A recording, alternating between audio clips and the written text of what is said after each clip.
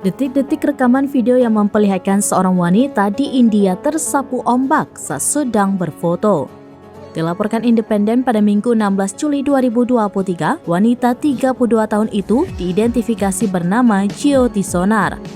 Ia berwisata di Bandara Banstead, Laut Arab bersama suami dan 3 anaknya ketika insiden itu terjadi pada 9 Juni 2023. Jyoti sedang duduk di batu besar bersama suaminya untuk berfoto, sementara ketiga anaknya melihat dari kejauhan. Dalam video yang beredar di media sosial, terlihat ombak besar beberapa kali mengenai suami istri tersebut.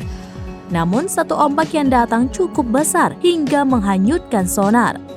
Anak-anak dalam video terdengar meneriaki ibunya. Sang suami Mukesh Sonar dilaporkan mencoba menarik sari atau selendang istrinya untuk menahannya, namun ia gagal. Orang-orang yang berada di sekitar berhasil menahan tubuh Mukesh tapi tidak dengan istrinya.